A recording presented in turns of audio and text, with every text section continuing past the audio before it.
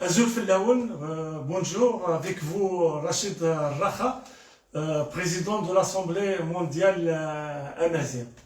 J'ai bien préféré vous offrir une conférence sur un sujet d'actualité qui est comment affronter l'islam politique des frères musulmans en Europe à la suite de la publication du ministère de l'Intérieur français de ce rapport frères musulmans et islamisme politique en France qui a soulevé tout un débat sur cette question de l'organisation des réseaux et le contrôle de certains lieux du culte, des centres culturels de la part des frères musulmans.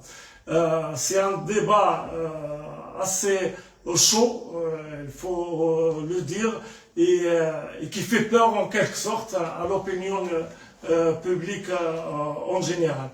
Mais ce qui nous a surpris, c'est le fait que juste un mois après la sortie de ce rapport, vous avez la décision du ministère de l'Éducation nationale de France qui a sorti dans le journal officiel du 28 mai dernier cette initiative d'enseigner 12 langues, à savoir l'allemand, l'anglais, l'arabe, le chinois, l'espagnol, l'hébreu, l'italien, le japonais, le néerlandais, le polonais, le portugais, le russe, et sans qu'il y figure la langue amazigh ou la langue berbère parlée par la majorité des musulmans de France.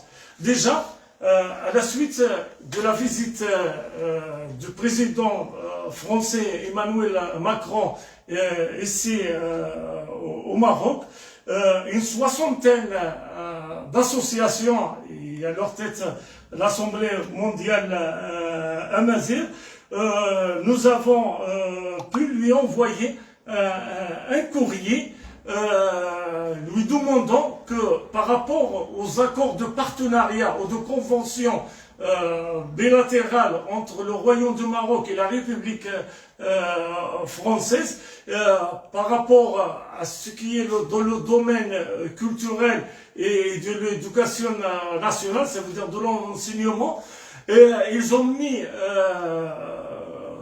en relief la promotion, on va dire, de la culture et de la langue française et de la culture et de la langue arabe de l'autre côté, ignorant, et c'était ça un peu l'intérêt ou l'objectif de la lettre des 60 associations ONG amazigh, que ce soit des franco-amazighs en France ou des ONG d'Afrique du Nord, comme quoi la langue amazigh est devenue langue officielle tant au Maroc comme en Algérie, et ces conventions bilatérales entre la France et le Maroc, et inclut même les autres pays d'Afrique du Nord, devraient y figurer la langue amazigh du fait qu'il est reconnu dans la constitution respective de ces pays d'Afrique du Nord.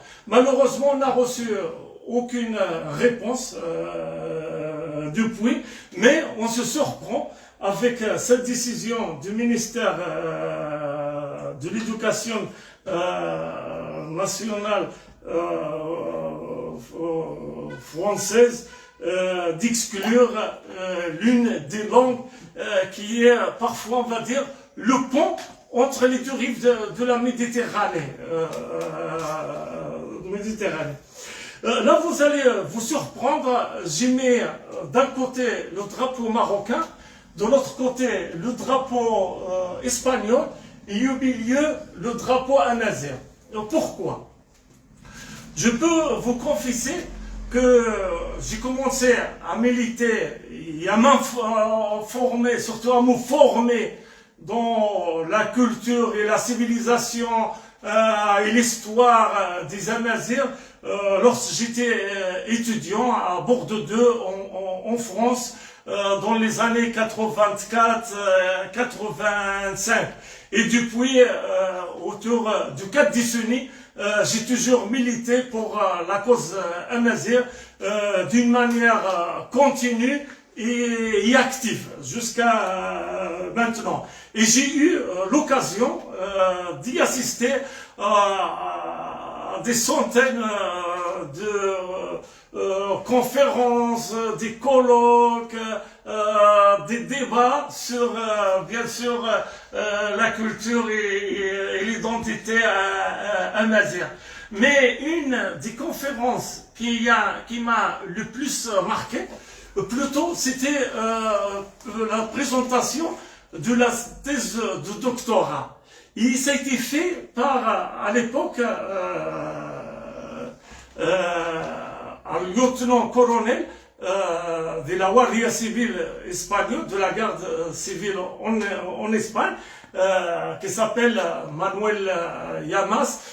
Actuellement, il est général et, si je ne me trompe pas, dans l'organigramme de la gendarmerie espagnole, il est presque le 2e des dirigeants de ce corps d'élite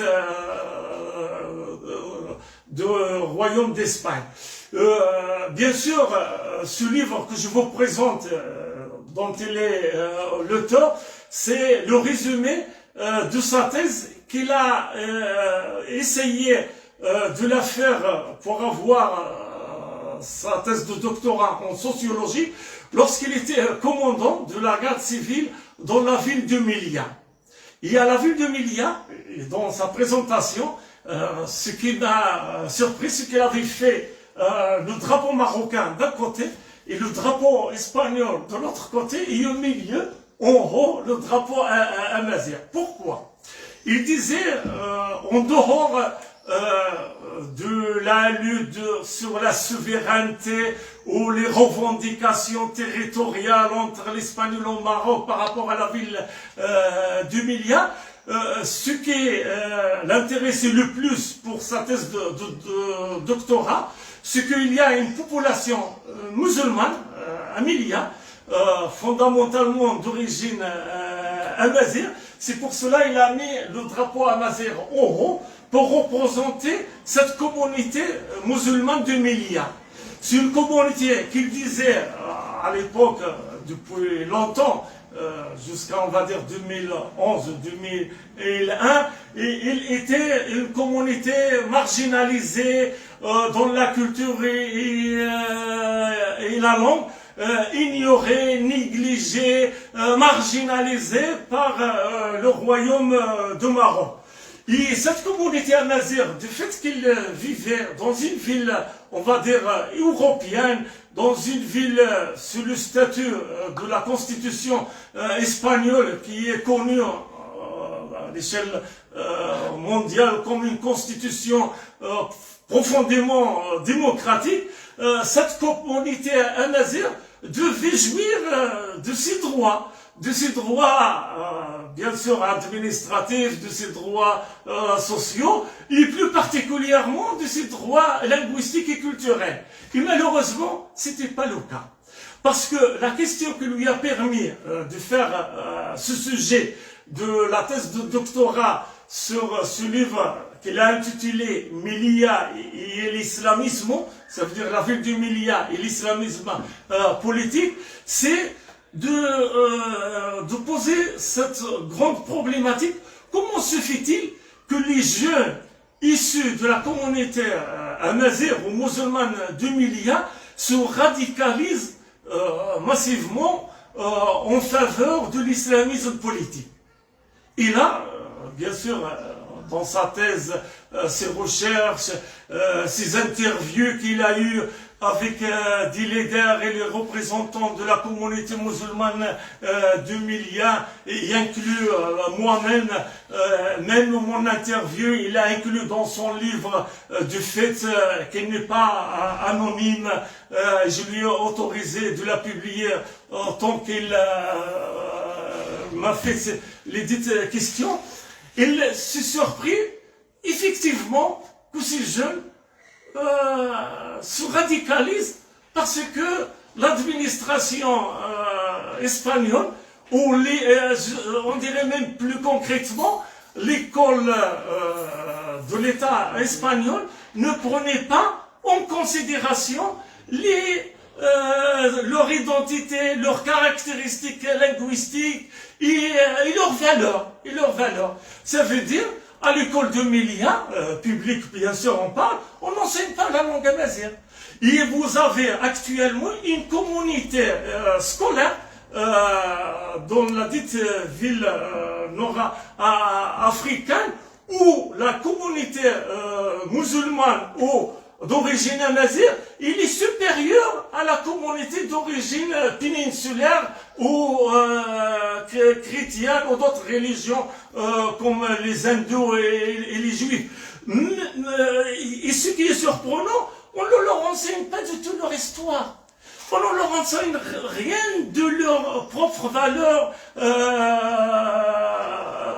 par rapport aux valeurs, on va dire, du respect de l'autrui, du respect de la nature, du respect envers la femme qui a un rôle central dans la société amazigh, et aussi du rejet de la violence, Et c'est pour cela, ce qu'il disait Manuel Llamas, c'était comme il préconisait les attentats qu'il y a eu le 17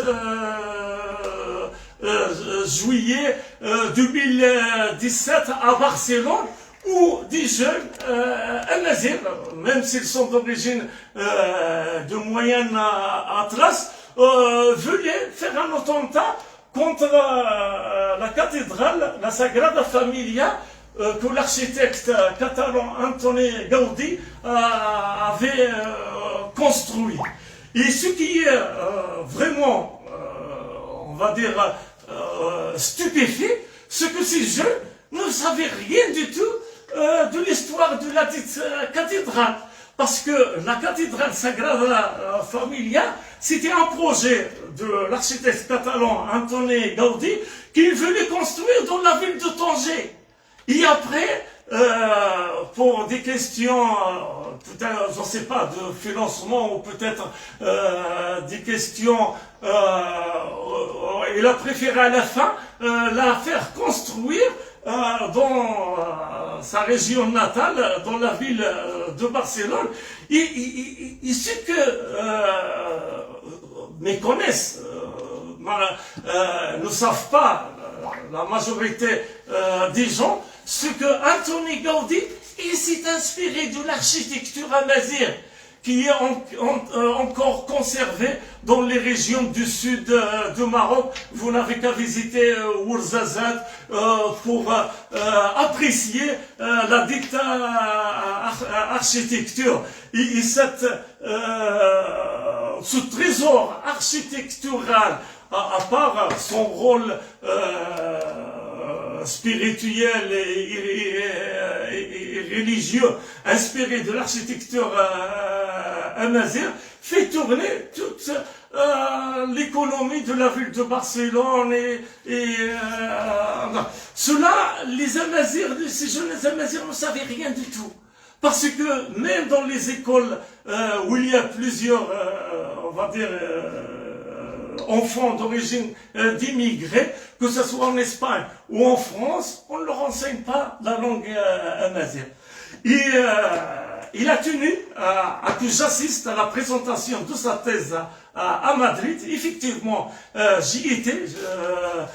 Il y avait presque toute l'élite antiterroriste de l'Espagne à sa présentation, des généraux de l'armée.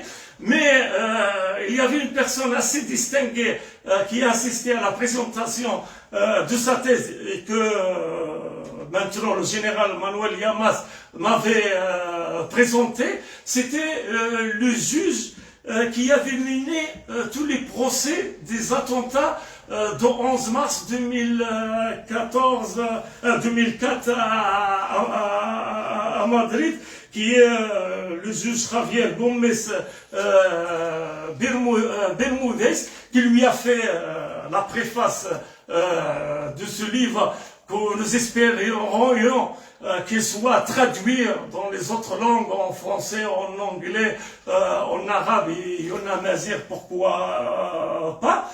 Et à ce moment qu'il m'a présenté, je lui dis au juge Bermudez, vous prenez sa thèse, vous enlevez la ville du Milia et vous mettez Paris, vous mettez Strasbourg, vous mettez Marseille, vous mettez Bruxelles, vous mettez Anvers ou Antwerpen, vous mettez Amsterdam, Rotterdam, Barcelone, Madrid.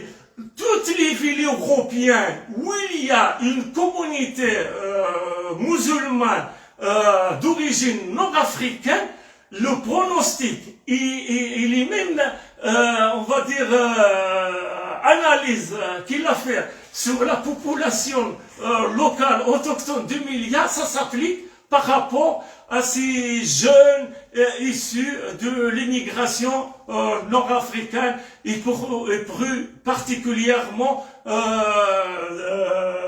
du Maroc. Et c'est là une question. Nous ne cessons d'alerter et de le souligner. Et jusqu'à maintenant, malheureusement, aucun gouvernement européen nous a bien écoutés.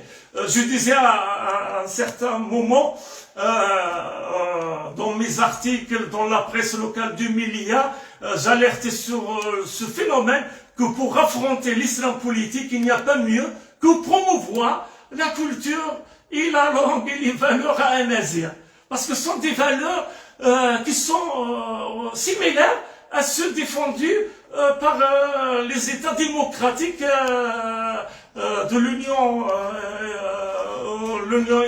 européenne ou de l'Occident en général.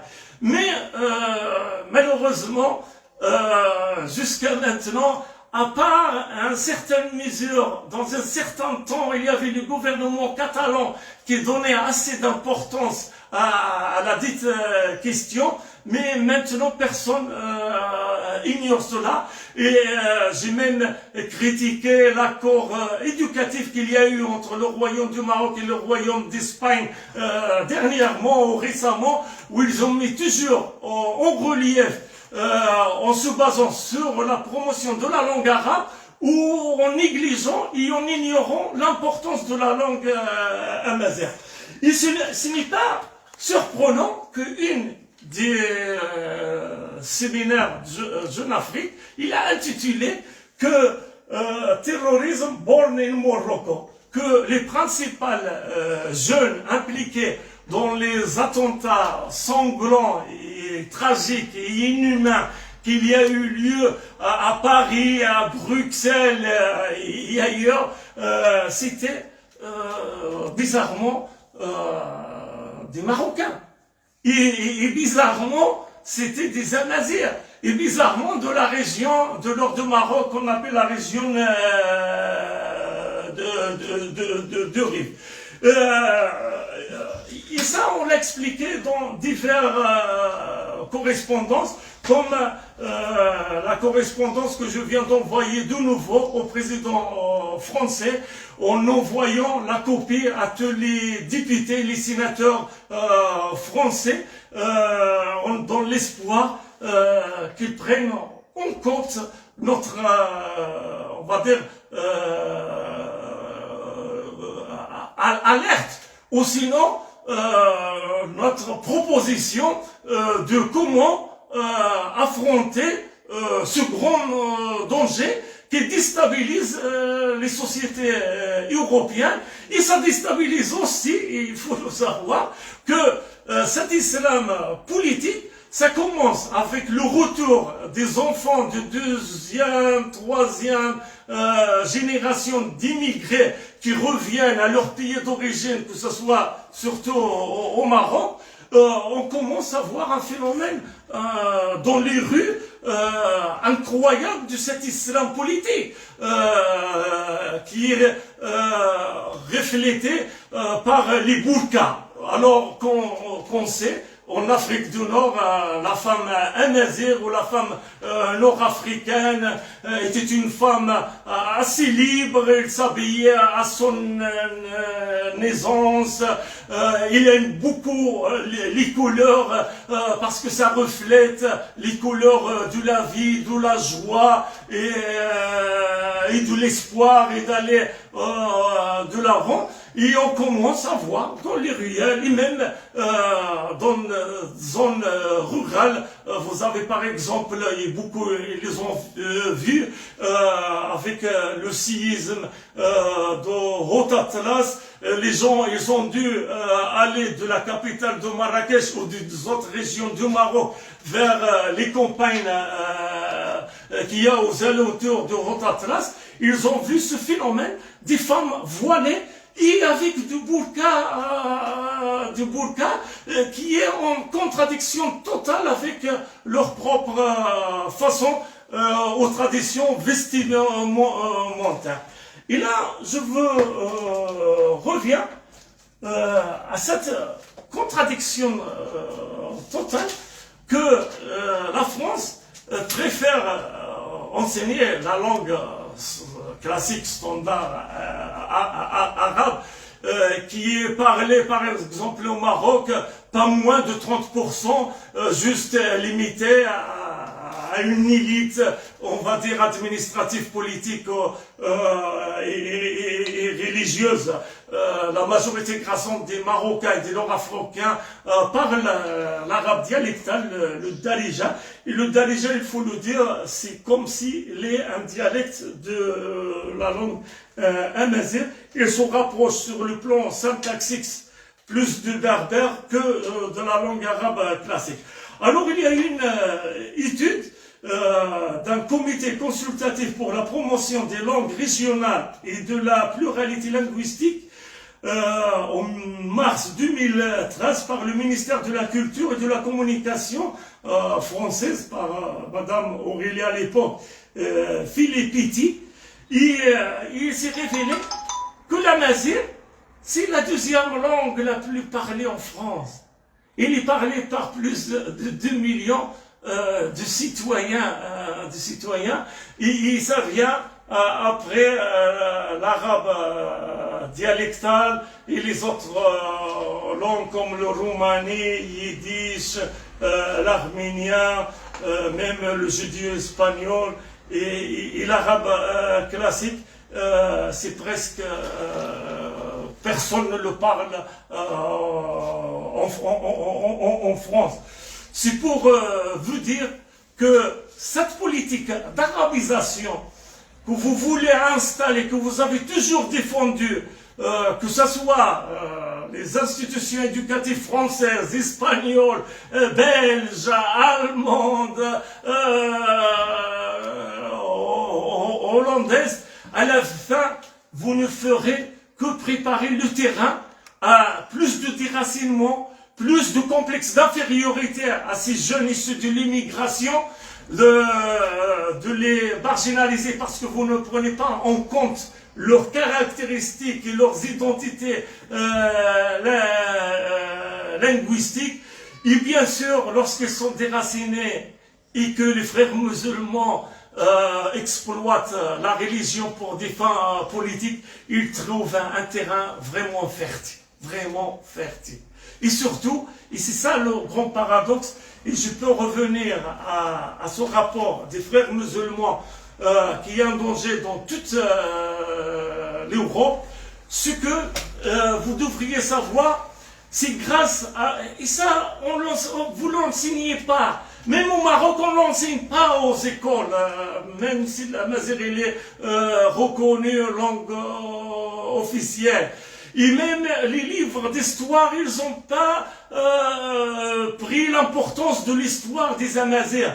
Et je vous donne l'exemple des Almoravides qui ont ce grand salut de diffuser le Coran malikite de l'islam, qui est un Coran de l'islam, on va dire,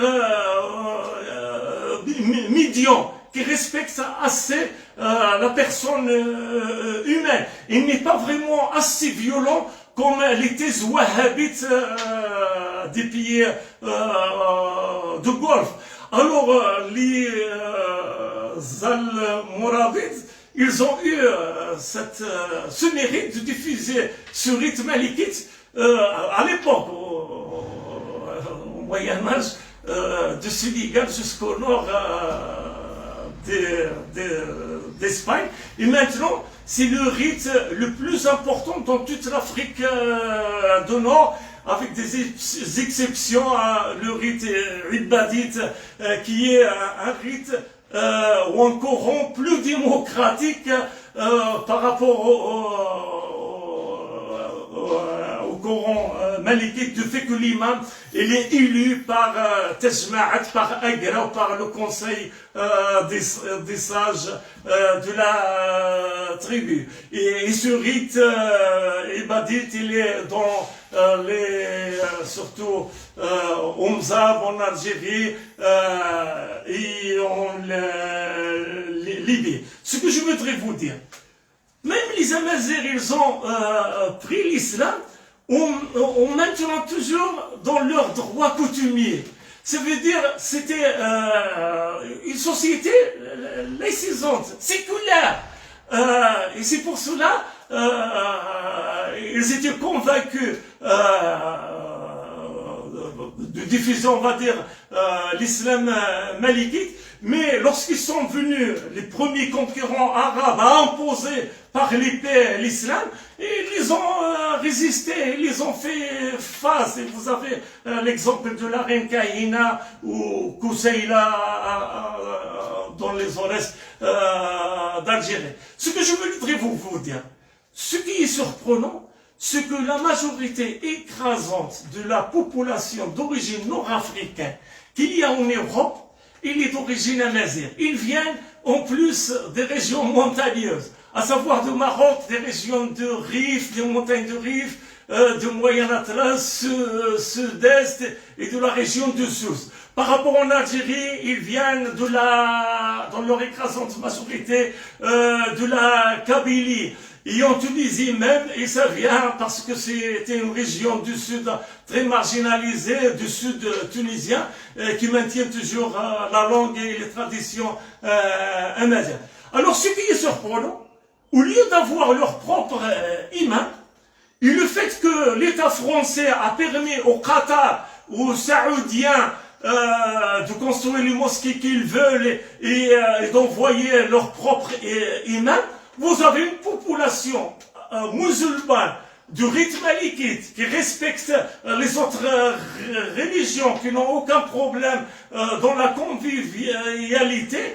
Alors, les salafistes et les wahhabites les radicalisent, ils veulent le faire ce retour à l'islam original, donc comme vous savez l'histoire humaine ne peut jamais retourner en arrière si une évolution, une progression vers l'avant que personne ne peut y arrêter. Et c'est pour cela, à la fin, on se rend compte que des jeunes Marocains, au lieu d'avoir leur propre valeur, de respecter la femme, de respecter l'autre, de rejeter la haine et la violence, se trouvent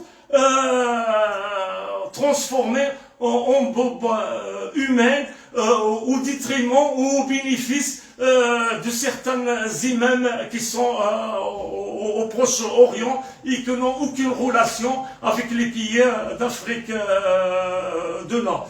Vous avez l'exemple, beaucoup de ces auteurs, on va dire, des attentats. Je donne un exemple concret de Paris, de Bruxelles, ça vient du quartier Molenbeek de Bruxelles. Et à la fin, il s'est révélé que la mosquée était gérée par un imam saoudien, au lieu d'être géré par des imams marocains dans ce sens. Pour ne pas vous étaler beaucoup dans ce sens, même la Banque mondiale, à part l'UNESCO, il n'a jamais cessé de le souligner, de nous le rappeler. De le souligner, de nous le rappeler. Il y a assez peu de temps, même l'un des plus grands linguistes français, en l'occurrence Alain Bentolela, il avait dit que même si vous donnez des moyens matériaux, financiers pour tout enseignement, et les condamner à l'échec tant qu'on ne prend pas en considération la langue maternelle des écoliers.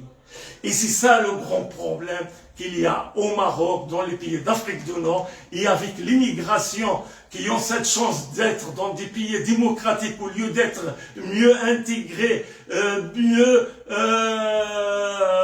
on va dire, reçus dans les sociétés d'accueil où ils contribuent à leur économie et à leur essor socio-économique, mais on les trouve marginalisés, on ne prend pas en considération leur langue maternelle.